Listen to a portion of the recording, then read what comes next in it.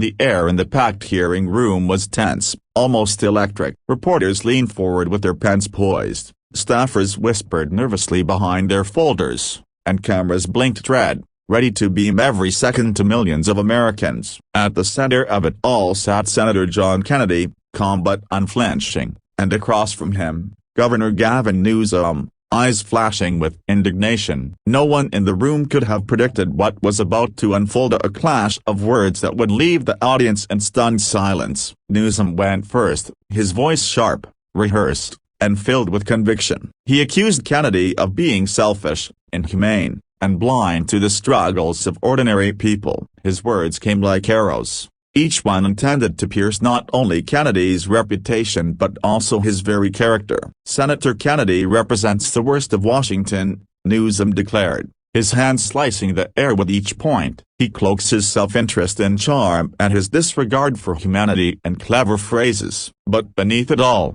he doesn't care about the people who are suffering." The words landed heavily. Some in the audience nodded, others shifted uncomfortably. Kennedy sat perfectly still, not flinching, not even raising an eyebrow. To those who knew him, this stillness was not surrender, it was the gathering of a storm. When Newsom finally leaned back, his chest rising with the satisfaction of having landed his punches, all eyes turned to Kennedy. He pressed the microphone button slowly, leaned forward, and began in a voice low and steady, with the cadence of a man who knew his words would travel far beyond the room.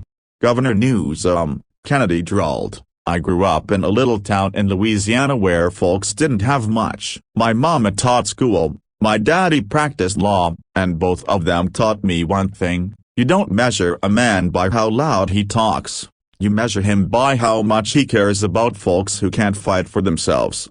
The governor shifted in his chair, but Kennedy pressed on. "You call me selfish. Let me tell you about selfish. Selfish is when a government grows so big it forgets who it's supposed to serve. Selfish is when politicians chase headlines while families are chasing rent money. Selfish is when leaders tell people what they want to hear, instead of what they need to hear." His voice grew sharper, his words cutting through the room like a blade. The reporters' pens could barely keep up. "You say I don't care about the people who are suffering. Let me tell you about suffering, Governor. I've sat at kitchen tables where the lights got cut off because the bills couldn't get paid. I've walked through towns where every other storefront is boarded up. I've held hands with veterans who fought for this country only to come home and fight another battle against homelessness and despair. Don't you dare tell me I don't care about people. I care enough to tell them the truth, even when it isn't pretty." The room was silent now. Even those who had smirked during Newsom's speech were riveted,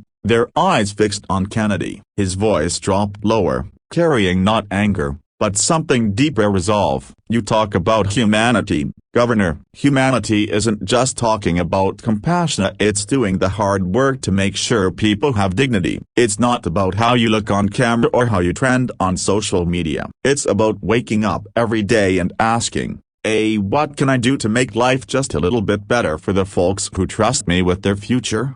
That's humanity. And that's what I try to do." Newsom sat frozen, his usual confidence faltering. For the first time in the exchange, he looked cornered. Kennedy leaned back, his words now softer, but heavier. "Governor, you can call me names if you want. You can try to make me the villain in your story. But the truth doesn't change. I don't serve myself, I serve the American people. And no amount of spin, no amount of polished speeches, is ever gonna change that." The chamber remained utterly silent for several long seconds. It was as if time itself had paused, waiting for someone to breathe. Finally, the audience erupted, not with jeers, not with polite applause, but with the unmistakable sound of people realizing they had just witnessed something rare: a man who spoke without fear, without filter, and without compromise.